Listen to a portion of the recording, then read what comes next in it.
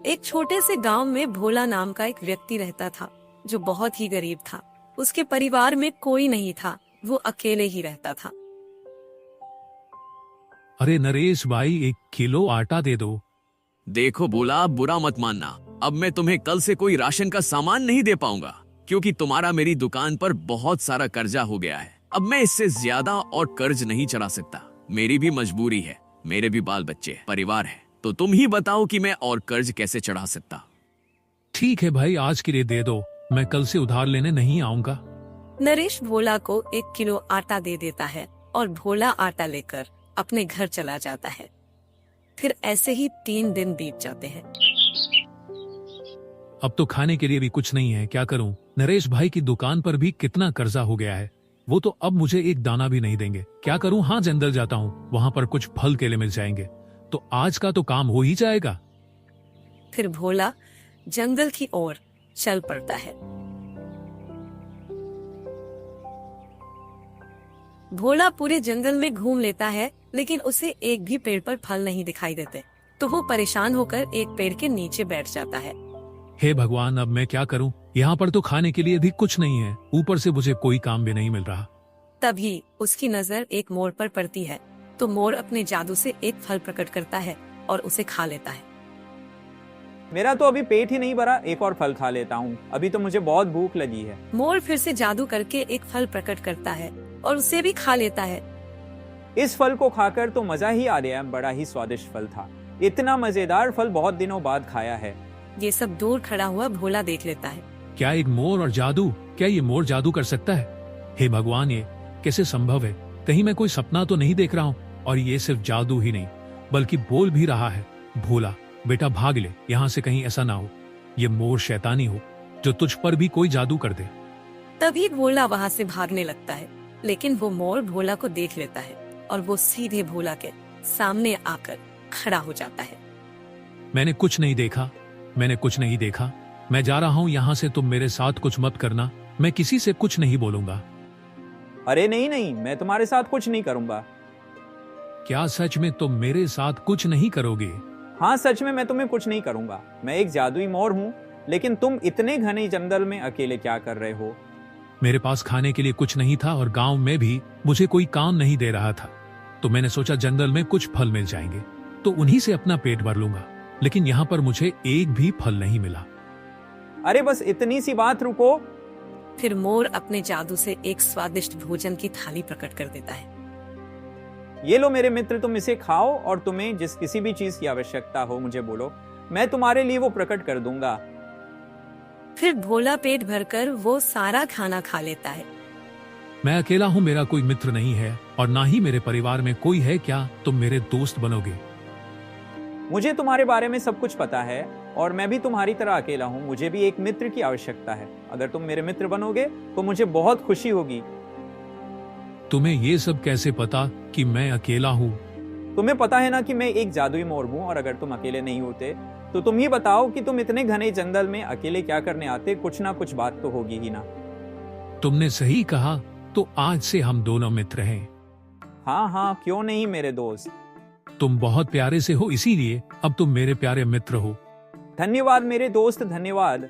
भोला और मोर दोनों दोस्त बन जाते हैं और फिर भोला अपने प्यारे दोस्त को अपने साथ अपने घर ले जाता है।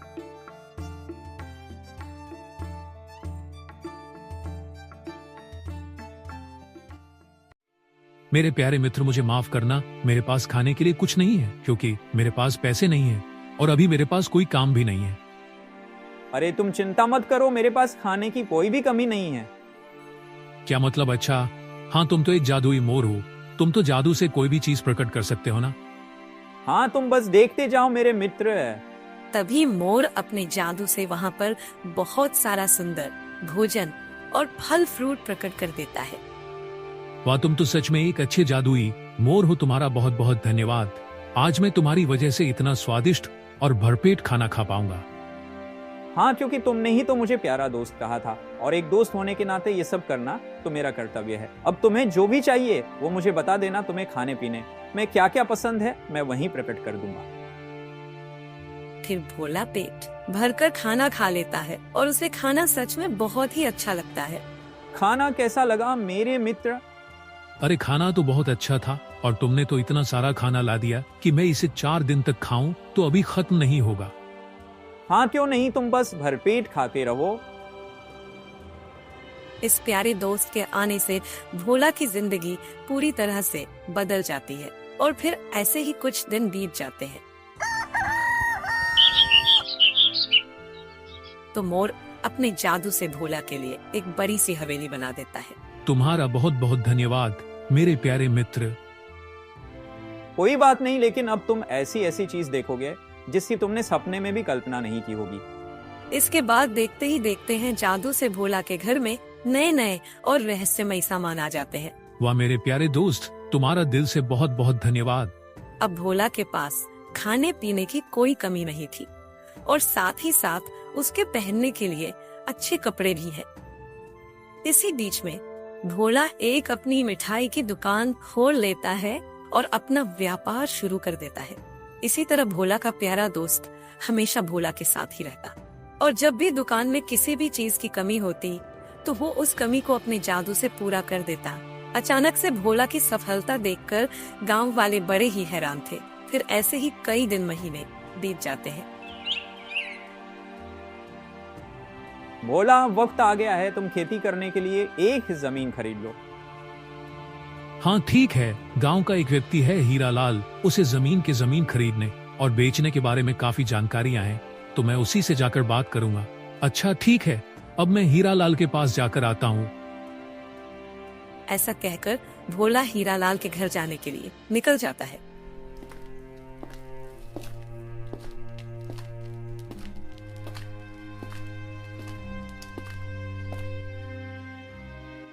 और कैसे हो भोला भाई? आजकल तो तुम्हारा सब बहुत अच्छा चल रहा है।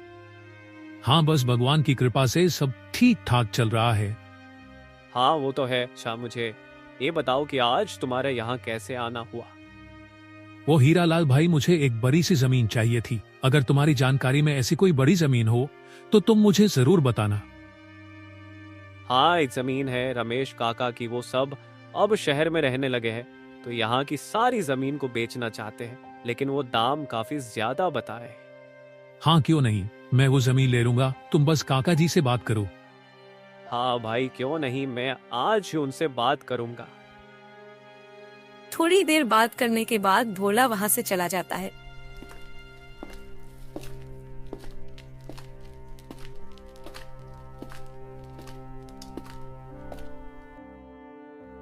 वही हीरालाल को अंदर ही अंदर भोला से जलन होने लगती है। इसके पास इतना सारा पैसा कहाँ से आया? जरूर दाल में कुछ ना कुछ तो काला है। पता करना पड़ेगा कि आखिर इसके पास इतना सारा पैसा कहाँ से आ रहा है। इस व्यक्ति के तो खाने तक के लाले पड़े थे, पूरा गांव तो इससे कर्जा मांगता था, और अब ये रातों रात अचानक से इतना बड़ा सेठ कैसे बन गया?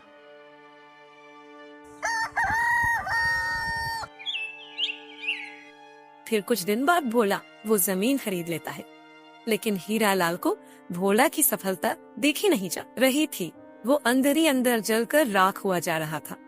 जरूर ये व्यक्ति कुछ ना कुछ तो गलत काम करता है, तभी इसके पास इतना सारा धन आ रहा है। मैं इसका जल्द ही पर्दाफाश करके सभी गांव वालों के सामने लेकर आऊंगा।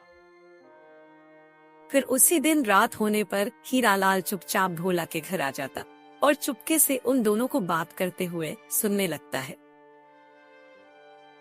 प्यारे मित्र, ये लो तुम्हारा मनपसंद खाना। ये तो मेरी मनपसंद मिठाई है। हाँ, तुमने हमेशा मेरी सारी इच्छाएं पूरी की है और अब वक्त आ गया है कि मैं भी तुम्हारी कुछ इच्छाएं पूरी करूं। वैसे मुझे पता है कि मैं तुम्हारी तरह जादू तो नहीं कर सकता, लेकिन ऐसे तो जरूर कर सकता हूँ।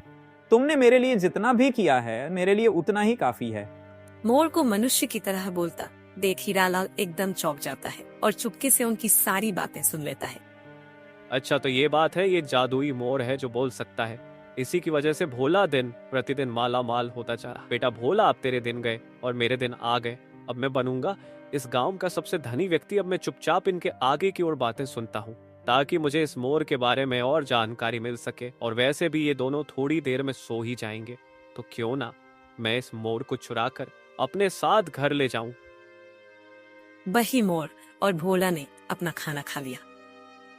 चलो अब मैं अपने जादू से इन बर्तन को रसोई घर में रख देता हूँ। मोर जादू करता है और बर्तन वहाँ गायब हो जाते हैं। फिर दोनों थोड़ी देर बाद सो जाते हैं। चलो अब जल्दी से मोर को चुरा लेता हूँ। हीरा लाल मोर को चुराकर अपने साथ अपने घर ले जाता है।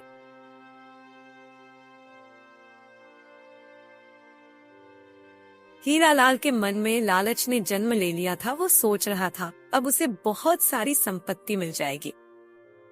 चलो अब जल्दी से जादू करो और यहाँ पर सोना, चांदी, हीरा, मोती का ढेर लगा दो।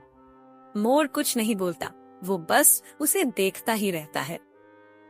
अरे क्या देख रहा है? तुझे अपनी जान प्यारी नहीं है क्या? चल अब जल्दी से जादू कर, नहीं तो।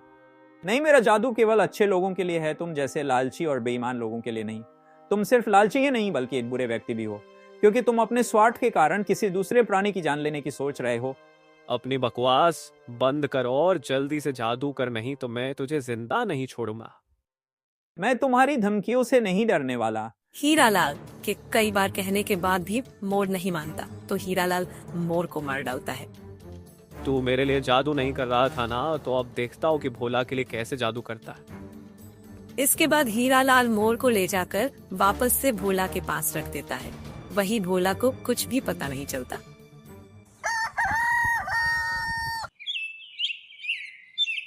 मेरे प्यारे मित्र, तुम नीचे क्यों सो रहे हो?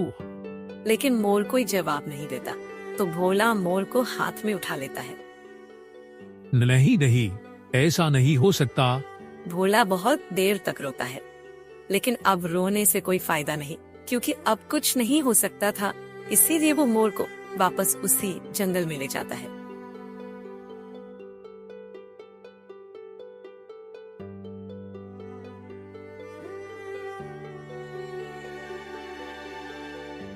प्यारे दोस्त, तुम मुझे इस जंगल में मिले थे और अब मैं इसी जंगल में तुमसे अलविदा दे रहा हूँ, जो कि मेरे जीवन की सबसे बुरी बात है।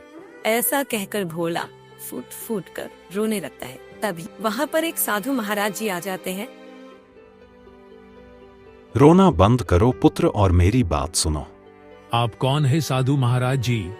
तुम जिस मोर के लिए रो रहे हो, उस मोर को मैंने ही अपनी दिव्य शक्ति से बनाया था। साधु महाराज जी, आप ये क्या बोल रहे हो?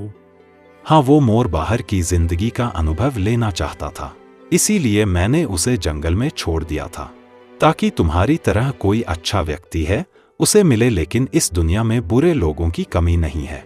देखो, किसी बुरे व्यक्ति ने ही इसकी ऐसी हालत करी है, और वह बुरा व्यक्ति और कोई नहीं, तुम्हारे गांव का हीरा लाल ही है। क्या छोड़ूंगा नहीं मैं उसे?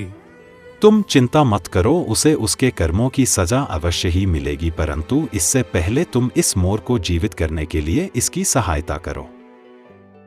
क्या ऐसा हो सकता है क्या साधु जी? हाँ, ऐसा बिल्कुल हो सकता है।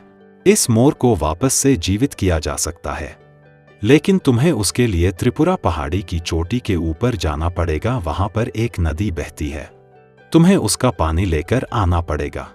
लेकिन याद रखना, वहां पहुंचना इतना आसान नहीं है, तुम्हारी जान भी जा सकती है। मेरी प्यारे दोस्त ने मेरे लिए बलिदान दिया है, और अगर अब मुझे उसे जीवित करने के लिए स्वयं का बलिदान देना पड़ा तो मुझे स्वीकार है। और आज मैं जो कुछ भी हूँ सब अपने प्यारे दोस्त की वजह से ही हूँ, इसीलिए अब मैं इसके लिए कुछ भी कर सकता हूँ। तुम्हारे मुंह से ये बात सुनकर मुझे बहुत खुशी हुई। अब मुझे अच्छे से मालूम हो गया कि मेरा दिव्या मोर एक अच्छे व्यक्ति के हाथ में था। ठीक है, अब तुम जल्दी करो, जल्दी से जाओ, ज्यादा देर मत करो। फिर भोला जल्दी से पहाड़ी की ओर निकल पड़ता है।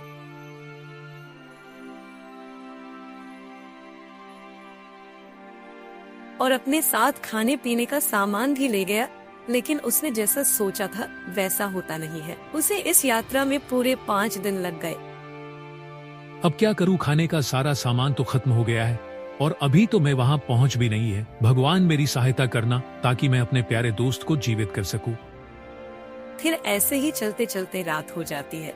भोला भगवान का नाम लेता हुआ आगे बढ़ता रहता है, लेकिन तभी भोला के सामने एक शेर आ जाता है। शेर को देखकर भोला बहुत डर जाता है और अपना सारा सामान वहीं छोड़कर वहां से भाग जाता है। भागते भागते वो शेर से बहुत दूर चला जाता है। हे भगवान, मेरी रक्षा करना, रात भी ज्यादा हो रही है और मुझे यहाँ पर कुछ साफ साफ दिखाई भी नहीं दे रहा है। चलते चलते भोला बहुत ज्यादा थक चुका था। उसे प्यास भी लग रही थी और ऊपर से यहाँ पर दूर दूर तक कोई नदी भी नहीं थी। मुझे हिम्मत नहीं हारनी है मुझे अपने प्यारे दोस्त को बचाना है, चाहे जो भी हो जाए, भले ही मेरी जान क्यों ना चली जाए। भोला अपने आप को समझाता है और आगे बढ़ता रहता है और सारी कठिनाइयों का सामना करता है और सफर में आगे बढ़ता रहता है। चलते चलते सुबह हो जाती है। अब भोला अपने आप को संभाल नहीं पाता और चक्कर खाकर गिर जाता है। पानी पानी पानी पानी पानी चाहिए मुझे। थोड़ी देर बाद भोला को होश आता है और वो हिम्मत करके फिर से आगे बढ़ता है। थोड़ा आगे चलने के बाद भोला को एक नदी दिखाई देती है। अरे ये तो वही नदी है, इसका मतलब है कि मुझे जहाँ पहुँचना था मैं वहाँ पहुँच गया हूँ। अब मैं जल्दी शेष नदी का पानी भरकर साधु महाराज जी के पास जाता हूँ। फिर भोला उस नदी का पानी लेकर सीधे साधु महाराज जी के पास जाता है। साधु जी मंत्र पढ़ते हैं और उस पवित्र जल की कुछ बूंदें उस मोड़ के ऊपर डाल देते हैं। उठो मेरे प्यारे दोस्त, उठो। अपने प्यारे दोस्त के मृत शरीर को देखकर भोला बहुत दुखी हो रहा था। तभी साधु जी के मंत्रों से मोर जीवित हो जाता है। अरे भोला और साधु महाराज जी, अरे मेरे प्यारे दोस्त, तुम तो सच में ठीक हो गए। भोला, सच में तुम एक बहुत ही वीर और अच्छे मनुष्य हो, इसीलिए तुम मेरे इस मोर को अपने साथ ही हमेशा हमेशा के लिए रखो। धन्यवाद साधु महाराज जी आपका। अगर आप मुझे इसे ना भी देते तो भी मैं इसे रख लेता, क्योंकि अब मैं इसके बिना नहीं जी पाऊंगा। अब सब कुछ ठीक हो जाता है। भोला मोर को लेकर वापस अपने घर पहुंच जाता है। वही हीरालाल को विश्वास नहीं होता कि आखिर वो मोर वापस कैसे जीवित हो गया। मैं भोला के बारे में सब कुछ झूठ बोल दूंगा कि ये काला जादू करता है। तब गांव वाले इसे मार मार कर इस गांव से बाहर निकाल देंगे, तभी मेरे मन को शांति मिलेगी। ऐसा कहकर हीरालाल गांव वालों के पास जाने लगता है, लेकिन तभी हीरालाल को दिल का दौरा पड़ जाता है और उसे अपने किए की सजा मिल जाती है। तो दोस्तों, इसीलिए हमें कभी भी किसी के भी साथ बुरा नहीं करना चाहिए, क्योंकि कर्मों का फल आज नहीं तो कल भगवान अवश्य देते हैं। सीताराम, राधे राधे।